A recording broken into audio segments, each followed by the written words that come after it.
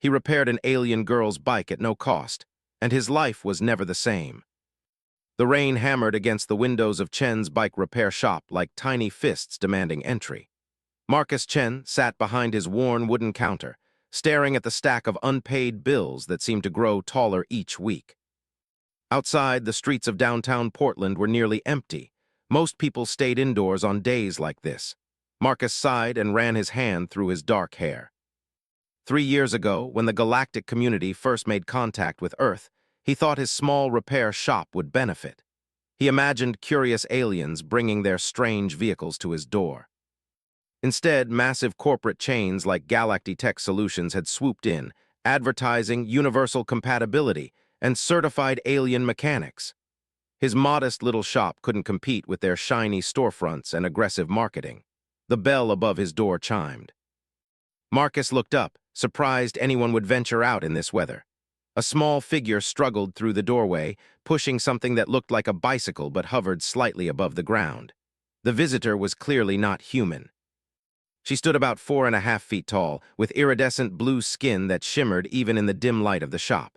Her large, almond-shaped eyes were the color of deep ocean water. She wore a simple purple jacket that was completely soaked through. Marcus quickly stood up. "Hey, you're getting drenched. Come in, come in." The girl was shivering, water dripping from her silver hair onto the floor. "Let me get you a towel," Marcus said gently. He hurried to the back room and grabbed a clean, fluffy towel. When he returned, the girl was still standing in the same spot, looking uncertain. Marcus approached slowly and offered her the towel. "Here, you'll catch a cold standing around in wet clothes." "I'm Marcus," he said, pointing to himself. "What's your name?" "Now let's take a look at your bike here." The wheel wasn't really a wheel at all. It was a circular device that generated some kind of anti-gravity field. The metal housing was cracked, and the energy core inside was misaligned. Zephyra watched him nervously. She pulled out a small rectangular device from her pocket, a credit chip Marcus recognized. She tapped it several times, then showed him the display. It read balance 0 credits. "No money," she said sadly, her large eyes looking down at the floor. "Sorry, I go now." This young girl, probably only 12 or 13 years old, was lost in the rain with a broken bike and no way to get home. She reminded him of his niece, Sarah, who was about the same age. "Not everyone," Marcus said firmly. "Sit down over there." He pointed to a comfortable chair near his small space heater. "Warm up for a bit." It was something his mother always made for him when he was upset as a child. He brought the steaming mug to Zephyra. "Careful, it's hot," he warned. "It's called hot chocolate, sweet drink, good for warming up." Her eyes widened slightly. She took a small sip, then smiled for the first time since entering the shop. "Good, very good." The energy core was a sophisticated piece of alien technology he didn't fully understand, but the mechanical housing, that was something he could work with. He pulled out his diagnostic tools and studied the bent frame. The metal was an alloy he'd never seen before, but the principles of repair were universal. He could fabricate a replacement housing using parts from his inventory. The alignment issue with the energy core looked like it just needed careful adjustment, like calibrating a traditional bicycle wheel, but with energy fields instead of spokes. Marcus worked quietly for about 20 minutes, taking measurements and notes. Zephyra watched him from her chair, sipping her hot chocolate. The rain continued to pour outside, creating a steady rhythm against the windows. Finally, Marcus stood up and wiped his hands on his work apron. "Zephyra, I can fix this. Tomorrow, maybe someone else will need help. That's how we should treat each other, right? Can you come back tomorrow afternoon, around 3 o'clock? You are very good human." "Wait here." Marcus grabbed an old umbrella from behind the counter. It was a bit worn, but it still worked. "Take this. Return it tomorrow with the bike." Before leaving, she reached into her jacket pocket and pulled out a small object. It was a crystalline token about the size of a coin that glowed faintly with inner light. She pressed it into Marcus's hand. "Telemar," she whispered. "Mean, thank you. Very important in my culture, you keep." Through the window, Marcus watched her small figure disappear around the corner, the umbrella bobbing along above her. He looked down at the crystal in his hand. It was surprisingly beautiful, with patterns of light swirling inside like tiny galaxies. He placed it carefully on a shelf behind his counter, next to a photo of his family. Then Marcus turned to the damaged hoverbike. He had work to do. As he gathered his tools and began planning the repair, he felt something he hadn't felt in months: purpose. This wasn't about money or competing with corporate chains. This was about helping someone who needed it. Marcus arrived at his shop early the next morning. The rain had stopped, leaving the streets clean and glistening under the autumn sun. He unlocked the door and went straight to work on Zephyra's hoverbike. The repair was challenging but fascinating. Marcus had always loved puzzles, and this was the most interesting puzzle he'd encountered in years. He carefully removed the damaged housing and measured every angle. Using his metal-working tools, he fabricated a new frame from lightweight aluminum alloy. It wasn't the same material as the original, but it would work. The tricky part was the energy core alignment. Marcus studied it for over an hour, watching how the blue energy pulsed and flowed. He noticed patterns. The energy moved in specific rhythms, like a heartbeat. By adjusting the position of the core millimeter by millimeter, he found the sweet spot where the energy flowed smoothly again. By noon, the hoverbike was running perfectly. The wheel hummed with a soft blue glow, hovering steadily about 6 inches off the ground. Marcus tested it several times, making small adjustments until everything was perfect. He stepped back and admired his work. Despite having no formal training in alien technology, he'd successfully repaired something that the big corporate shops would have charged hundreds of credits for. The thought made him smile. At exactly 3 o'clock, the bell above the door chimed. Marcus looked up, expecting to see Zephyra with his umbrella. Instead, his jaw nearly dropped. A tall Velari woman entered the shop. She stood nearly 6.5 feet tall, with the same iridescent blue skin as Zephyra, but her bearing was completely different.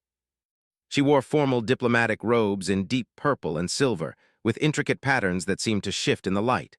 Her silver hair was styled elegantly, and her ocean blue eyes were sharp and intelligent. Behind her walked Zephyra, looking small and nervous. The tall woman's expression was cold and businesslike. She surveyed the modest shop with a sweeping gaze, taking in the old counter, the simple tools, and the worn floor. Her face showed nothing, no approval, no disgust, just careful observation. "You are Marcus Chen?" she asked. Her English was perfect, with only a slight melodic accent. "Yes, ma'am," Marcus replied, feeling suddenly very aware of the grease stains on his work apron. "I am Ambassador Kalira of the Velari diplomatic mission." "This is my daughter, Zephyra." The ambassador's voice was formal and controlled. "I understand you have repaired her hoverbike." "Everything's working perfectly now." After a long moment, she stood up. "The repair is adequate, more than adequate, actually. You used human materials to replace the housing. Maybe even better, it's lighter." "Nothing, I told Zephyra yesterday, no charge." Marcus glanced at Zephyra, who was watching the conversation nervously. "Your daughter was lost, wet, cold, and scared. She needed help, that's reason enough." A young alien girl with no money, a broken vehicle, a desperate situation. Ambassador Kalira's voice was hard. "They would have charged inflated prices, knowing I would pay anything to help my daughter. Some have done exactly that in the past. Some of us still believe in doing the right thing." The coldness melted away, replaced by something warmer. "Zephyra told me you gave her hot chocolate and a towel. You made her feel safe." "I just treated her the way I'd want someone to treat Sarah if she was lost and scared." "True kindness is rare enough among our own people, and rarer still between species." "You run this business alone." "Small shops like mine are struggling. I barely cover rent most months." "Every problem needs a unique solution. And when I fix something and see the customer's happy face, that makes everything worthwhile." "A proposition." They see alien technology and multiply their prices by 3 or 4. We pay because we have no alternative. "I would like to recommend your shop to our embassy staff and to other diplomatic families. In exchange, I will provide you with technical manuals for Velari technology and basic training materials. You have proven you can adapt and learn. With proper resources, you could become one of the few truly fair repair services for alien equipment in this city." You expected nothing in return. The ambassador's expression was sincere and warm now. "In Velari culture, we believe that honor and integrity are worth more than any amount of credits. You demonstrated both." Such people deserve support. From me, Ambassador Kalira explained. It is called a Telemar stone. Other Velari will recognize it and know that you are trusted by our family. It carries weight in our community. I don't know what to say, and I promise I'll always be fair and honest. Expect your first embassy customers within the week. Come visit anytime, okay? Marcus returned to his counter and placed the new Telemar stone beside the first one. Two small crystals glowing softly on his shelf. They didn't look like much, but somehow Marcus knew his life had just changed in a way he couldn't fully understand yet. 5 days after Ambassador Kalira's visit, a large package arrived at Marcus's shop. The delivery drone set it down carefully by the door and beeped for confirmation. Marcus signed the digital receipt and dragged the surprisingly heavy box inside. The package was from the Velari embassy. Inside, Marcus found 5 thick technical manuals, all written in both Velari and English. There were detailed diagrams of hoverbike systems, anti-gravity generators, personal transport devices, and even household appliances. A small data chip contained video tutorials showing basic repair procedures. Marcus spent the entire evening reading through the manuals. The technology was complex, but the explanations were clear. He took notes, drawing comparisons between alien systems and the human machines he already understood. By midnight, he felt confident he could handle most common Velari repairs. The next morning, his first embassy customer arrived. A middle-aged Velari man named Torin brought in a malfunctioning personal transport device. It was a small platform that hovered about a foot off the ground, designed for carrying groceries or luggage. The anti-gravity emitter was making a terrible grinding noise. Marcus consulted his new manuals and diagnosed the problem in 15 minutes. A simple bearing had worn out. He fabricated a replacement using his metal lathe, installed it, and tested the device thoroughly. The whole repair took less than an hour. How much? Torin asked, reaching for his credit chip. Marcus calculated his usual labor rate and parts cost. 35 credits. The corporate shop quoted me 200 credits for the same repair. I will tell my friends about this place. Each customer seemed surprised by Marcus's fair prices and quality work. Word spread through the Velari community like wildfire. The crystalline Telemar stones on Marcus's shelf became his reputation. Every Velari who entered the shop noticed them immediately. The stones marked him as someone trusted by Ambassador Kalira herself, a powerful endorsement in their culture. By the end of the second week, Marcus was overwhelmed. He was working 12-hour days and still had a backlog of repairs.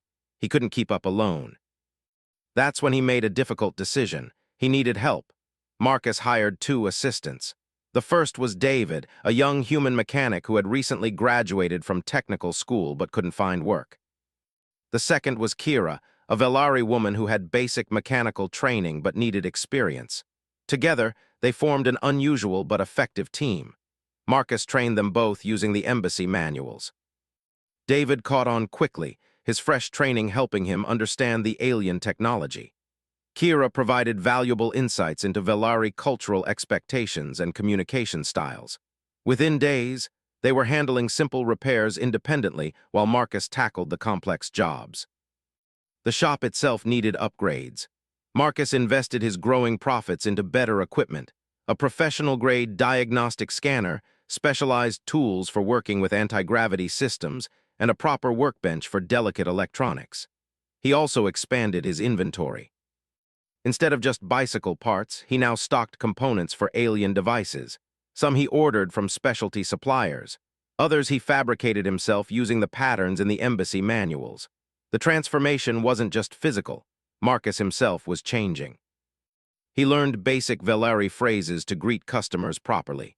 He studied their customs, learning that direct eye contact was respectful, that offering refreshments was considered polite, and that touching the forehead was their equivalent of a handshake.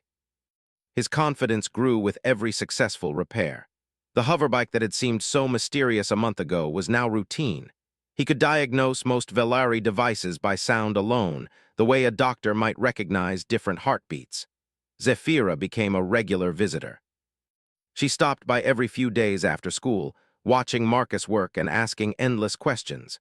She was fascinated by his creative problem-solving approach. the way he combined human and Velari techniques to find better solutions.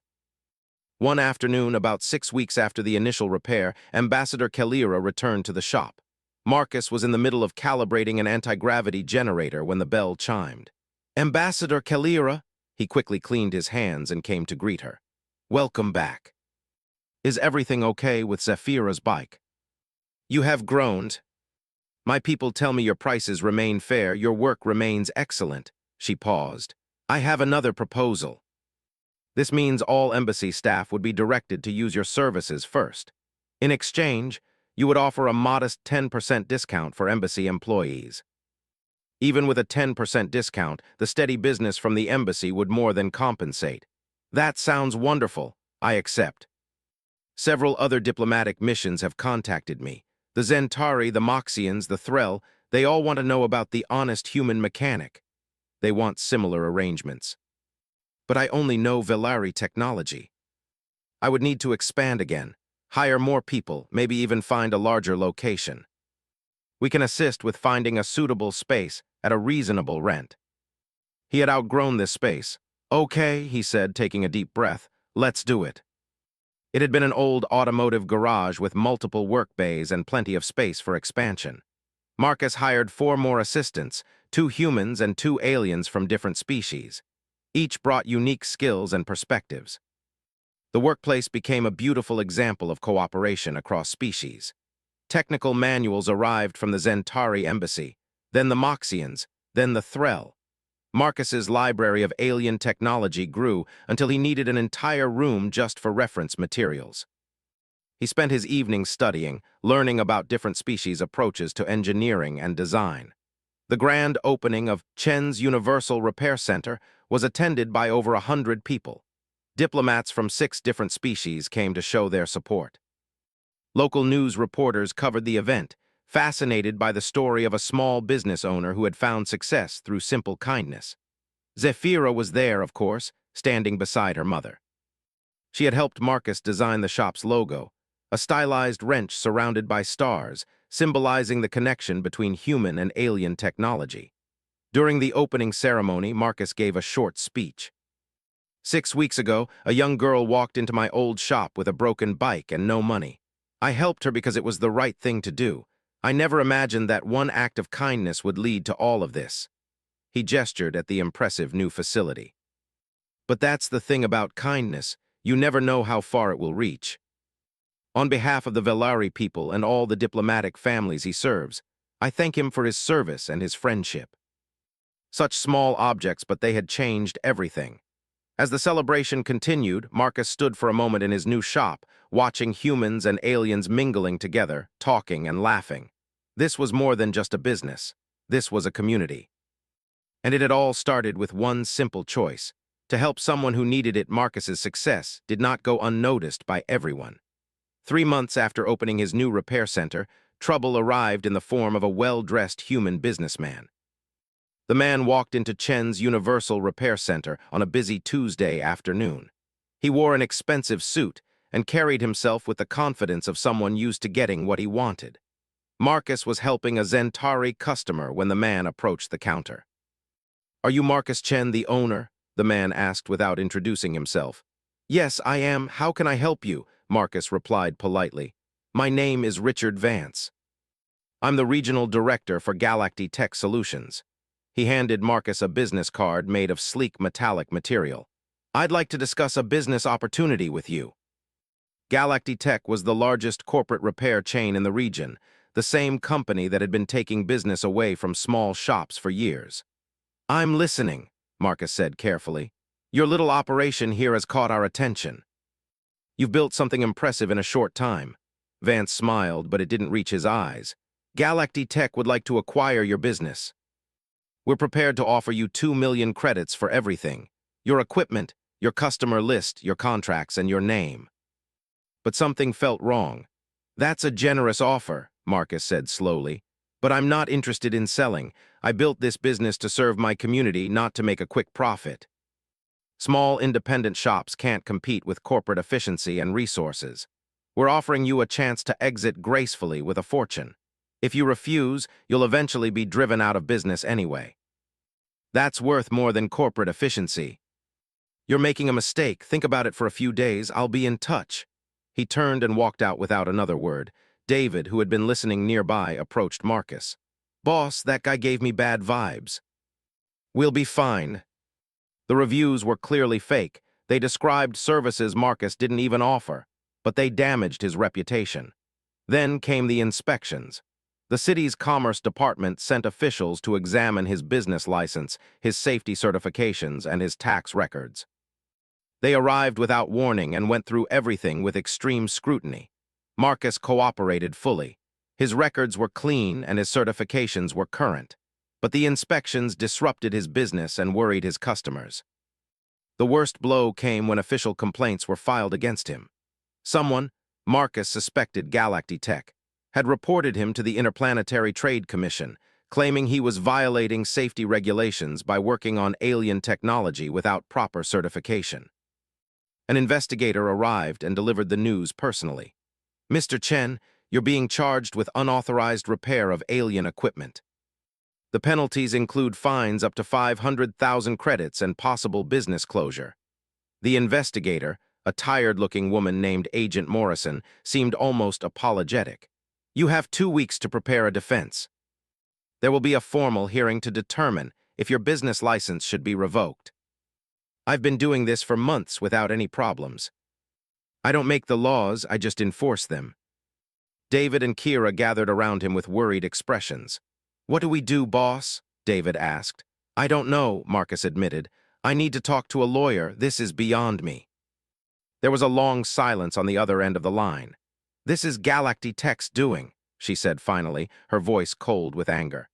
They see you as competition and they're using legal manipulation to eliminate you. I will do what I can. But Marcus, you must understand, I am a diplomat. There are limits to how much I can intervene in Earth's internal business regulations. Thank you for trying. Marcus hired a lawyer, but the man was pessimistic. The regulations are clear. Without official certification, you're technically in violation. Galactic Tech has expensive lawyers and political connections. I'll do my best, but prepare for the worst. On the 5th day after receiving the notice, Zephyra visited the shop after school. She found Marcus sitting alone, staring at paperwork. Marcus, she said softly, my mother told me what's happening. It's not looking good, Zephyra. They lie and cheat. Can I use your computer? She designed a digital petition calling for support for Chen's Universal Repair Center. But she didn't just write it in English. She wrote it in 6 different alien languages. I'm sending this to every alien family I know, Zephyra explained. To everyone you've helped. Everyone who knows you're honest. They need to know you're in trouble. Within hours, responses began flooding in. Alien families Marcus had helped wrote testimonials about his service. They documented the overcharging they'd experienced at Galactic Tech and compared it to Marcus's fair prices. They shared stories of his kindness and integrity. But more than that, they began organizing. Ambassador Kalira called Marcus that evening. Marcus, something unexpected is happening. I've been contacted by diplomats from 12 different species. They're all concerned about your situation. And they've started investigating Galactic Tech's business practices. The Zentari embassy discovered that Galactic Tech charged them 4 times the fair market rate for basic repairs. The Moxians found similar discrepancies. What does that mean? We are preparing a formal complaint against Galactic Tech for predatory business practices, and we're going to make it very public. We may not be able to change Earth's regulations, but we can show that you have the trust and support of the diplomatic community. That should count for something. The petition Zephyra had started now had over 300 signatures, and the number kept growing. His employees gathered around him, reading the testimonials. Many of them were deeply personal, customers describing how Marcus had helped them when others had turned them away, how he'd treated them with respect when others had seen only an opportunity for profit. Boss, David said quietly, win or lose this hearing, you've already won something more important. Look at all these people who believe in you. 9 days for the truth to come out. 9 days to hope that integrity and community support would be enough to overcome corporate power and legal technicalities. He looked at the Telemar stones again, glowing softly in their case. Okay, he said to his assembled team. Let's fight this. Let's show them what we're made of. The morning of the hearing arrived cold and gray. Marcus put on his best suit, the same one he'd worn to his shop's grand opening, and tried to calm his racing heart. His lawyer, Mr.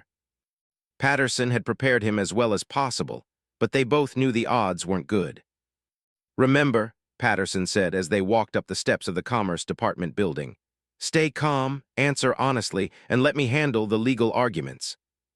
Inside were his business records, his training certificates from the embassies, and testimonials from satisfied customers. It didn't feel like enough. The hearing room was smaller than Marcus expected. A long table sat at the front where 3 officials would serve as judges. Rows of chairs filled the rest of the space for observers. Marcus's heart lifted when he saw those chairs weren't empty. Ambassador Kalira sat in the front row, wearing her formal diplomatic robes. Beside her sat Zephyra, looking nervous but determined. Behind them were dozens of alien families, Velari, Zentari, Moxian, Threll, and others. David and Kira were there with the rest of Marcus's employees. Even some human customers had come to show support. On the opposite side of the room sat Richard Vance and 3 lawyers in expensive suits, all representing Galactic Tech Solutions. They looked confident and relaxed. The 3 officials entered and took their seats. The lead official, Commissioner Harriet Chen, no relation to Marcus, called the hearing to order. This hearing will determine whether Marcus Chen's business license should be revoked for violations of Interplanetary Trade Regulation 47B, which requires official certification for repair of alien technology. She looked at Marcus. Mr. Chen, how do you plead? Patterson stood. Commissioner, my client acknowledges that he lacks formal certification from an Earth-based institution. However, he has received comprehensive training from multiple alien embassies and has an exemplary safety record. We believe the regulation, as currently written, is overly restrictive and discriminatory towards small businesses. Chen's lack of proper certification puts his customers at risk, regardless of his intentions. A tall Zentari diplomat in ceremonial robes stood, his 4 arms folded formally across his chest. I am Ambassador Thex of the Zentari Consulate. May I address the Commission? This is irregular, but given the interplanetary nature of this case, I'll allow it. When Mr. Chen opened his repair center, we finally had an alternative, someone who treated us fairly and honestly. The certification requirement creates a monopoly. Only large corporations can afford the expensive certification process. Small businesses like Mr. Chen's are excluded, regardless of their actual skill or integrity. This regulation doesn't protect consumers, it protects corporate profits. When we questioned the prices, we were told that alien technology required special certified expertise. Yet Mr. Chen performs the same repairs for a fraction of the cost with equal or better results. These are serious allegations. Chen cuts corners and undercuts prices because he doesn't follow proper procedures. He could have charged anything, but he charged nothing. He's honest and kind. My daughter speaks truth, though perhaps not in the proper format, the ambassador said. Commissioners, I have a formal statement from the Velari Diplomatic Council. She produced an official-looking document with holographic seals. We have reviewed Mr. Chen's work extensively. His repairs meet or exceed our safety standards. We have recommended him as a preferred vendor specifically because of his competence and integrity. The other 2 officials leaned in to look as well. Furthermore, Ambassador Kalira continued, we have investigated Galactic Tech Solutions and found disturbing patterns. They have charged our citizens unfairly, claiming that regulations required expensive procedures that were actually unnecessary. They used the certification requirement as justification for exploitation. We demand, Agent Morrison, this is highly irregular. I found evidence of systematic overcharging, fraudulent invoicing, and misrepresentation of regulatory requirements. She placed the file on the table. Galactic Tech has been telling alien customers that certain expensive procedures are legally required when they're actually optional. Agent Morrison, are you saying Galactic Tech has been committing fraud? Marcus Chen is still not certified, regardless of what Galactic Tech may or may not have done. This is an emergency certification issued this morning by the Interplanetary Mechanics Guild. They reviewed Mr. Chen's training records, his work samples, and testimonials from multiple diplomatic missions. They've granted him provisional certification pending completion of a formal examination, which he can take at any time. The guild was established specifically to provide fair certification for mechanics working with alien technology. Unlike Earth-based institutions, which charge exorbitant fees, the guild offers affordable certification based on actual competence rather than corporate connections. Is this certification recognized under Regulation 47B? The regulation specifies recognized certification from an accredited body. The Interplanetary Mechanics Guild is fully accredited and recognized by 17 planetary governments. The three commissioners conferred quietly for several minutes. The room waited in tense silence. Finally, Commissioner Chen spoke. Based on the evidence presented, we find that Marcus Chen does possess legitimate certification through the Interplanetary Mechanics Guild. The charges against him are dismissed. Furthermore, Commissioner Chen continued, raising her voice, we are referring Galactic Tech Solutions to the Department of Justice for investigation of fraudulent business practices. This hearing is adjourned. Justice has been served. We simply helped truth come to light. Within 3 months, the company declared bankruptcy.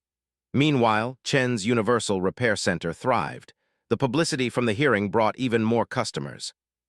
Marcus passed his formal guild examination easily and became a certified instructor, teaching others his techniques. He expanded again, opening training programs for young mechanics, both human and alien, who wanted to learn honest repair work. His graduates went on to open their own small shops across the city, creating a network of fair and reliable service providers. 6 months after the hearing, Marcus stood in his shop watching a class of mixed-species students working together on a complex repair. Zephyra was there too, now officially his apprentice, learning the trade she'd come to love. Ambassador Kalira visited frequently, often joining Marcus for coffee and conversation. They had become genuine friends, their bond forged through shared values and mutual respect. One evening, as Marcus locked up the shop, he paused to look at the Telemar stones in their case. They seemed to glow a little brighter now, as if reflecting the success they'd helped create. Hard to believe it all started with a broken bike, David said, coming up beside him. Marcus smiled. Not just a broken bike. It started with a choice to help someone who needed it, expecting nothing in return. One act of compassion can transform lives, build communities, and even bring down corrupt corporations. But tonight he would rest, knowing that he'd stayed true to his values and that those values had proven stronger than greed or power.